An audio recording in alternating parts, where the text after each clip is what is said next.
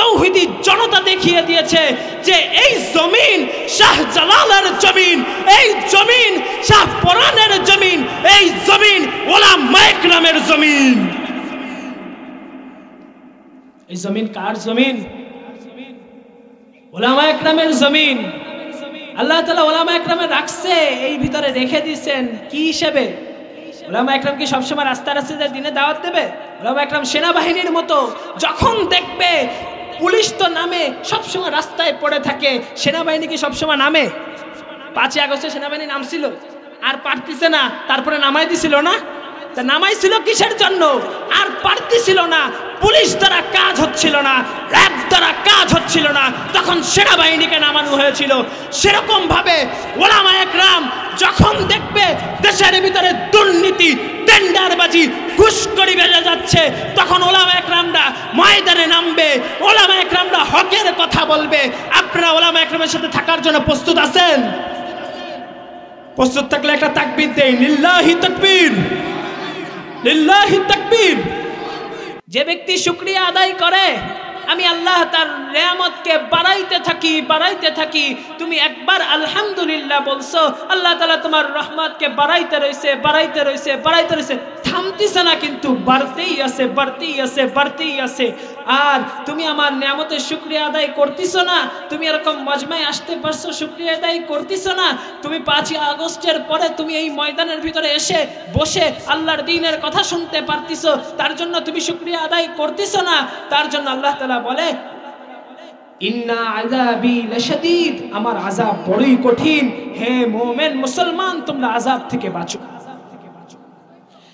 আমি যে আয়াতে কারিমা পড়ছি কোরআনুল কারীম থেকে, আল্লাহ যদি তৌফিক দান করে, আমি এই আলোকে কিছু কথা নসিহত স্বরূপ না, ছোট ভাই হিসেবে আপনাদের কাছে পৌঁছে দেওয়ার চেষ্টা করবো ইনশাআল্লাহ।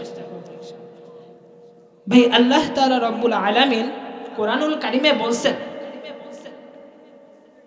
আপনি বলতে পারেন, কিছু মানুষ আপনাকে বলতে পারে যে হুজুর ময়দানে আসছেন, ময়দানে এসে রাজনীতির বিষয়ে কথা বলছেন, ময়দানে আসছেন, ময়দানে এসে দল নিয়ে কথা বলছেন, ময়দানে আসছেন, ময়দানে এসে জিহাদ নিয়ে কথা বলছেন, ময়দানে আসছেন, ময়দানে এসে এলা কালিমাতুল্লাহ লা ইলাহা ইল্লাল্লাহ এই পতাকাবাহীর কথা বলছেন, এর জন্য আপনার পরের পরিণতি ভালো হবে না। এরকম অনেক মানুষ আগে বলেছে, এখনো অনেক মানুষ বলতেই আছে, তাদের থামে না। এই কথা যখন আমাদেরকে বলে, আমাদের দিলে প্রচন্ড আঘাত লাগে। দিলে কি লাগে ভাই? আঘাত লাগে। কারণ কি? আঘাতটা লাগার কারণ কি? আমরা বলি আল্লাহ রাসূল সাল্লাল্লাহু আলাইহি ওয়াসাল্লামকে এভাবে কথা বলছেন। আপনি বলতে পারেন যে হুজুর আপনি এরকম ভাবে জোরে কথা বলতেছেন, আপনি টাটকা টাটকা কথা বলতেছেন, এরকম কথা বলতেছেন কেন? আল্লাহ রাসূলকে এভাবে কথা বলছে? আল্লাহ রাসূল এভাবে কথা বলে নাই। আল্লাহ রাসূল তার হাদিসের ভিতরে বলতেছেন লা ইন শাকার, আল্লাহ রাসূল তার হাদিসের ভিতরে বলতেছেন, যে ব্যক্তি, আল্লাহ রাসূল যখন কথা বলতেন, সাহাবায়ে কেরামরা তার হাদিসের বর্ণনা করতেছেন যে আল্লাহ রাসূল যখন কথা বলতেন, তার চেহারা মোবারক লাল হয়ে যেত, তার চেহারা মোবারক লাল হয়ে যেত। সে দিক নির্দেশনামূলক কথা বলতেন, যেরকম ভাবে সেনাবাহিনীর হেড কর্নার যেরকম ভাবে বলে যে ওই পাশ দিয়ে শত্রুরা আসতে পারে, এই পাশ দিয়ে শত্রুতা আসতে পারে, এরকম ভাবে যেরকম ভাবে আহ্বান দেয়, এরকম ভাবে আল্লাহ রাসূল কথা বলতেন। আল্লাহ রাসূল কি সবসময় কি রহমতের রাসূল? রহমতের আল্লাহ রাসূল তো ছিলেন রহমতের। ওমা আরসালনাকা ইল্লা রাহমাতাল লিল আলামিন, হে নবী আপনাকে আমি দুনিয়ার বাসীর জন্য রহমত স্বরূপ পাঠিয়েছেন। কি করছেন? রহমত স্বরূপ পাঠিয়েছেন। ভাই কথা বলি, আপনি যে বুঝতেছেন এটা বুঝার তো আমাকে তৌফিক দিবেন, তাই না? আমি যাতে বুঝতে পারি যে আপনারা বুঝতেছেন, একটু বুঝালেই হবে। আল্লাহ রাসূল সাল্লাল্লাহু আলাইহি ওয়াসাল্লাম এইভাবে কথা বলতেন। আল্লাহ রাসূল সাল্লাল্লাহু আলাইহি ওয়াসাল্লাম জিহাদ করছিলেন, করছিলেন, জিহাদ করছিলেন নাকি বলেন? আল্লাহ রাসূল জিহাদ করলে আমরা জিহাদের কথা বলতে পারবো না? পারবো? আমি যে আয়াতটা পড়ছি, ইয়া আইয়ুহাল্লাযীনা আমানু দুখুলু ফিস সিলমি কাফা, ঈমানদারগণ তোমরা শোনো, উদখুলু ফিস সিলমি কাফা, তোমরা উদখুলু, তোমরা ঢোকো ইসলামের মধ্যে, তোমরা পুরোপুরি ঢোকো ইসলামের মধ্যে, তোমরা পুরোপুরি ঢোকো। বলবেন হুজুর ইসলামের ভিতর তো আমি ঢুকে আছি। আপনি ঢুকে আছেন না ইসলামের মধ্যে? মসজিদে ছিলেন এত সময়? ছিলেন। ইসলামের ভিতরে ঢোকা। ঘরে যাচ্ছেন, স্ত্রীর সামনে ইসলামের কথা বলতেছেন, এটা ইসলামের ভিতরে না হুজুর?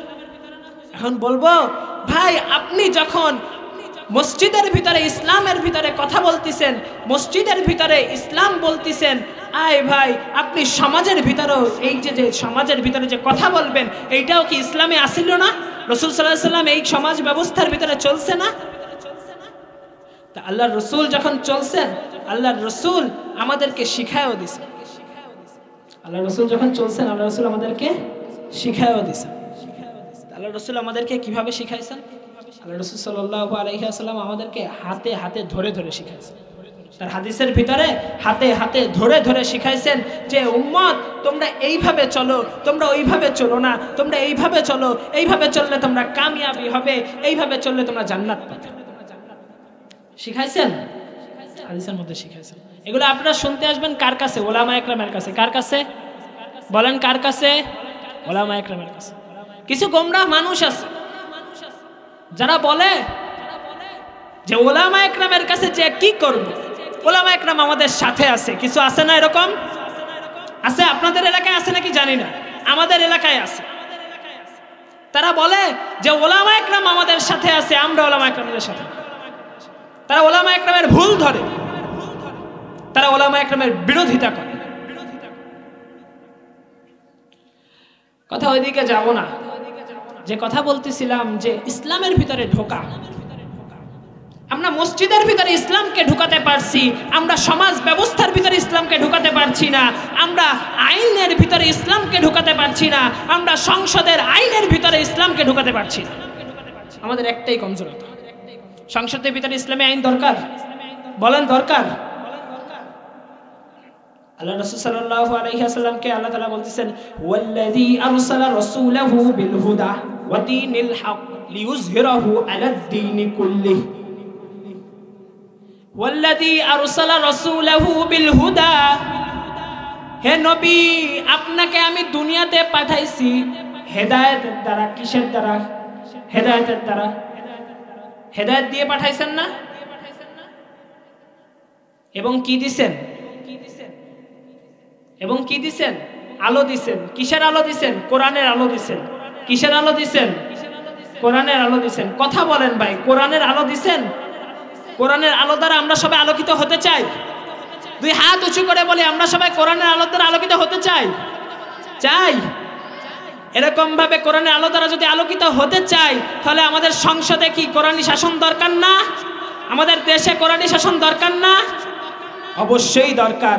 না হলে এই টেন্ডারবাজি, ঘুষখোর, টেন্ডারখোর যারা নিজের দলকে উঠানোর জন্য, তারা নিজের দলকে উঁচু করার জন্য তারা মানুষকে কিভাবে গোমরাহের পথে, তারা মানুষকে কিভাবে জাহেলিদের পথে, তারা মানুষকে কিভাবে ছোট করে আলেম ওলামাদেরকে কিভাবে গোমরাহিত বলে আলেম ওলামাদেরকে কি করে জেলের ভিতরে আটকিয়ে রেখে, এরকম ভাবে তারা দীর্ঘ 15 বছর যাবত এই কাজ করে গেছে। এর বিরুদ্ধে আপনারা 5ই আগস্টে তৌহিদি জনতা দেখিয়ে দিয়েছে যে এই জমিন শাহজালালের জমিন, এই জমিন শাহপরানের জমিন, এই জমিন ওলামা ইকরামের জমিন। এই জমিন কার জমিন? ওলামা ইকরামের জমিন।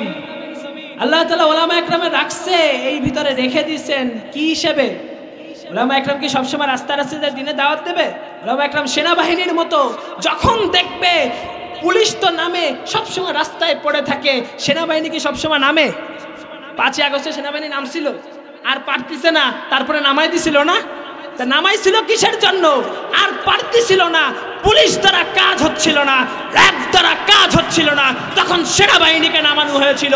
সেরকম ভাবে ওলামা ইকরাম যখন দেখবে দেশের ভিতরে দুর্নীতি, টেন্ডারবাজি, ঘুষখোরি বেড়ে যাচ্ছে, তখন ওলামা ইকরামরা ময়দানে নামবে, ওলামা ইকরামরা হকের কথা বলবে। আপনারা ওলামা ইকরামের সাথে থাকার জন্য প্রস্তুত আছেন? প্রস্তুত থাকলে একটা তাকবীর দেই, লিল্লাহি তাকবীর, লিল্লাহি তাকবীর। আরে ভাই আল্লাহু আকবারের জোর হবে। আসমান এবং জমিনের একমাত্র মালিক কে? একমাত্র মালিক যদি আল্লাহ হয়, তাহলে খোরাসানের যুদ্ধের মধ্যে আল্লাহর রাসূল সাল্লাল্লাহু আলাইহি ওয়াসাল্লাম যখন যুদ্ধের মধ্যে উপস্থিত, তখন যুদ্ধের পরাজিত হওয়ার যেরকম পরিস্থিতি, তখন এক দুশমন আল্লাহর রাসূলকে বলতেছে যে হে মুহাম্মদ সাল্লাল্লাহু আলাইহি ওয়াসাল্লাম কি বেঁচে আছেন? মুহাম্মদ সাল্লাল্লাহু আলাইহি ওয়াসাল্লাম এবং হযরত আবু বকর এবং হযরত ওমর রাদিয়াল্লাহু তাআলা আনহু বসে আছেন। এরা হযরত সাল্লাল্লাহু আলাইহি ওয়াসাল্লাম বলতেছে, হে ওমর, হে আবু বকর, তোমরা চিল্লাও না, তোমরা সাড়া দিও না। তারপরে যখন বলল, হে তোমাদের আবু বকর কি বেঁচে আছে? রাসূল সাল্লাল্লাহু আলাইহি ওয়াসাল্লাম বলছে, না, কথা বলো না, চুপ থাকো। যখন বলল, তোমাদের ওমর কি বেঁচে আছে? রাসূল সাল্লাল্লাহু আলাইহি ওয়াসাল্লাম বলল যে না, চুপ থাকো, কিছু বইলো না, দেখো কি করে, দেখো কি করে। যখন বলল কুলু হুমাল, কুলু হুমাল, হুমালের জয় হোক, আল্লাহর রাসূল বললেন, হে ওমর, হে উসমান, হে আবু বকর, আর চুপ থাকার সময় নাই। একমাত্র আসমান এবং জমিনের মালিক কে? উচ্চারণ করি কে? ওমর রাদিয়াল্লাহু তাআলাকে বললেন, ওমর আর চুপ থাকার সময় নাই, জিহাদে নামো, এক আল্লাহর অনুসরণ হয়ে এক আল্লাহর দিকে তাকিয়ে জিহাদের আহ্বান জানাও এবং তাকবীরের সহিত আহ্বানকে জারিয়ে যাও এবং এক একজনকে কতল করে ফেলো। আমার নবী যেরকম শান্তির নবী ছিলেন, আমার নবী সেরকম যুদ্ধের নবী ছিলেন। আমার নবী সেরকম যুদ্ধের নবী ছিলেন। আপনারা ভাবতে পারেন রাজনীতি করব, রাজনীতি করে দেশের ভিতরে ইসলাম কায়েম করব। আপনাদেরকে একটাই আহ্বান জানাই যে ভাই, ইসলাম কায়েমের জন্য ঐক্যতা দরকার, ইসলাম কায়েমের জন্য একত্রিত হওয়া দরকার। আমরা দেখতে পেরেছি আমাদের চরমুনার পীর সাহেব হযরতজি, সে আল্লামা মামুনুল হক সাহেবের সাথে একসাথে মুআনাকা করেছে। কি দেখেছি না? দেখেছি, আমি দেখেছি, তারা একসাথে মুআনাকা করেছে। চরমুনার পীর সাহেব হুজুর রেজাউল করিম সাহেব দামাত বরকতুহুম হুজুরের সাথে একসাথে মুআনাকা করেছে, তার মাদ্রাসায় গিয়েছে, যে এক কথা পোষণ করেছে। আমরা দেখতে পাচ্ছি আগামীর ভবিষ্যৎ, আগামীর উজ্জ্বল নক্ষত্র, খেলাফতের নক্ষত্র। কি বলি আমরা? খেলাফতের নক্ষত্র, আগামীর শাসন খেলাফতের শাসন। ইনশাআল্লাহ আল্লাহ তাআলা যদি চায়, এই খেলাফতি শাসন আমরা পাবো না? খেলাফতি শাসন তো পাবো। তার আগে দেশের ভিতরে কিছু ঢুকে গেছে, আপনারা কি জানেন? কিছু ঢুকছে, তা কি জানেন? দেশের ভিতরে অনেক কিছু ঢুকে গেছে, জানেন আপনারা? জানেন না? ইসকন নামে এক লোক ঢুকে গেছে, জানেন না? এক দল ঢুকে গেছে, জানেন? ঢুকছে না, এরা অনেক আগেতেই ছিল। এরা শেখ হাসিনার বগলের নিচে ছিল, এতদিন শেখ হাসিনার আশ্রয় ছিল। নাম তোলাটা ভুল হইল। ওয়াজ মাহফিল এক পবিত্র জায়গা, ওয়াজ মাহফিল এক পবিত্র জায়গা, এসবের নাম না বলি আমরা, তা বলি যে তার বগলের নিচে ছিল। রেখে রেখে এতদিন পুষে রাখছে, চলে গেছে, উঠে দাঁড়াইছে। আবার শুনলাম নাকি 13 তারিখে আমাদের পবিত্র ঈদগাহ সার্কিট হাউস ময়দানে এরা নাকি সমাবেশ করতে চায়। আপনারা কি করতে দেবেন সমাবেশ? দেবেন? আওয়াজ হচ্ছে না, দেবেন নাকি? আরো জোরে হবে, দেবেন? আরেকটু জোরে দেবেন? একটা তাকবীর দেই। এই তাকবীরের স্লোগান আপনাদেরকে শিখাই দিই। কোরআন সুন্নাহর আলো ঘরে ঘরে জ্বলো, লাগবে না, সংসদে জ্বলো। কি বলেই? জোরে তাকবীর দিয়ে আওয়াজ দিয়ে বলবো, কোরআন সুন্নাহর আলো। যুবক ভাইরা আওয়াজ দিচ্ছে না, বলি সংসদে জ্বলো, কোরআন সুন্নাহর আলো। স্লোগান শিখাই দিচ্ছি ভাই, আওয়াজ দিয়ে বলি, কোরআন সুন্নাহর আলো। যদি সংসদে জ্বলে, ঘরে ঘরে একা একাই জ্বলবে। যদি সংসদে জ্বলে, ঘরে ঘরে একাই জ্বলবে, দিনদারিত্ব একা একাই চলে আসবে। তা আমরা বলি, আগেও বলছি, এখনো বলতেছি, নরেন্দ্র মোদী বাংলাদেশে আসতে চায়, আমাদের হুজুরদের এত চুলকানি কিসের জন্য? নরেন্দ্র মোদী আসবে, আমাদের হুজুরদের এত সমস্যা কিসের জন্য? আমি আপনাদেরকে বলি, বাইরের দেশের থেকে সিঙ্গার আসলে হুজুরদের জ্বলে না, বাইরের দেশের থেকে নায়ক নায়িকারা আসলে, নর্তকীরা আসলে হুজুরদের জ্বলে না। হুজুরদের জ্বলে যেই মানুষের হাতের মধ্যে দিল্লির মানুষের রক্ত, দিল্লির মুসলমানের রক্ত ঝরছে, সেই মানুষ যদি বাংলার জমিনে ঢুকতে চায়, তখন ওলামা একরাম ঘরে চুপ করে বসে থাকতে পারে না। ওলামা একরাম ঘরে বসে চুপ করে বসে থাকতে পারে না। ওলামা একরাম দীর্ঘদিন যাবৎ আস্তে আস্তে কথা বলছে, মানুষকে আহ্বান জানাচ্ছে, দিনের পথে ডাকছে। কিছু মানুষের সুযোগ পেয়ে বসছে, এই বসে তার জন্য এই কাজ করবে। তার জন্য ভাই আহ্বান জানাবো, আল্লাহর রসুল যেরকম শান্তির নবী ছিলেন, সেরকম যুদ্ধের নবী ছিলেন। আগামীর দেশ, আগামীর আমাদের মাতৃভূমি এটা পবিত্র ভূমি। এই পবিত্র ভূমিতে আমরা পবিত্রতাকে আশ্রয় দিব, নাপাক কিছুকে আশ্রয় দিব না। পবিত্র কি? খেলাফত। কি বলি? কি খেলাফত। আমরা একটা স্লোগান দিই, হয়তো খেলাফত নয়তো শাহাদাত। বলি হয়তো খেলাফত, হয়তো খেলাফত। আমরা মরতে জানি। 5 আগস্টে আমার মা, আমার বাবারা আমাদেরকে শিখিয়ে দিয়েছে, এ জাতিকে, যে জাতি মরার জন্য জিহাদের ময়দানে, মরার জন্য রাস্তায় নামতে পারে, সেই জাতিকে দমিয়ে রাখার সাধ্য পৃথিবীর কারণ হয়। 45 মিনিটও সময় পায় নাই পালানোর জন্য, 45 মিনিটও সময় পায় নাই পালানোর জন্য। যখন এই জাতি, শুধু যুবকদেরকে আমরা বলবো, ভাই ওলামা একরামের কথা, ওলামা একরামের তত্ত্বাবধানে যদি আপনারা চলেন, দুনিয়াতেও কামিয়াবি হবেন, আখিরাতেও কামিয়াবি হবেন, আখিরাতেও কামিয়াবি হবেন। শুধু দুনিয়াতে কামিয়াবি চাই, আখিরাতের কামিয়াবি চাই না, এটা কি করে হয়? আখিরাতের কামিয়াবি মূল কামিয়াবি, আখিরাতের কামিয়াবি মূল কামিয়াবি। তাই বলবো যে ভাই, আমার যে মাতৃভূমি, আমার এই মাতৃভূমিকে আমি পাক করতে চাই, আমার এই মাতৃভূমি। আরে বলবো ভাই, যে ওলামা একরামের উপরে কোনো ব্যক্তির, কোনো মানুষের দেশপ্রেমিক বেশি হতে পারে না। ওলামা একরামের দেশপ্রেমিক যতটা, আরে ভাই ওলামা একরাম দেশপ্রেমিক কিসের জন্য? যে আল্লাহর রসুল দেশপ্রেমিক ছিলেন। দেশপ্রেমিক ছিলেন না? দেশপ্রেমিক ছিলেন। আল্লাহ রসুল দেশকে ভালোবাসতেন, দেশের কামিয়াবিতা পাইছেন, তাই না? তার জন্য বয়ানের অনেক সময় নাই, অনেক বয়ান করতে পারবো না। কিছু বলার তৌফিক দান করছে ছোট মানুষ, আপনাদের কাছে আসছি, দোয়া করবেন। দোয়ার নিয়তে আসছিলাম, দোয়া চাওয়ার জন্যই আসছিলাম। দোয়া করবেন তো? রাগ হয়েছেন নাকি কথায়? রাগ হন আর যাই হন, ঠিক আছে? আমার দায়িত্ব যেটা আমি সেটা পালন করছি। আর আপনি আমার সাথে রাগ হয়ে কথা বলবেন কি আমার ওই জায়গায় যে মারবেন, এটা আপনার ব্যক্তিগত বিষয়, এটা আপনার ব্যক্তিগত বিষয়। সেদিনকার এরপরে আপনাদের যে বক্তা, এরপরে যে বয়ান করবে, সেই ভাই একটু পরেই আসবে। সেই ভাই মাহফিল করতে গেছিলাম আমরা, তা আমাদের এক আওয়ামী লীগের নেতা এসে দাবড় দিছে, বয়ান করে তো বন্ধ করে দেবে। তো হুজুর আসবে, হুজুরের কাছে বয়ান শুনবেন, আমার অনেক মহব্বতের ভাই, ভাই আসবে, ভাইয়ের বয়ান শুনবেন।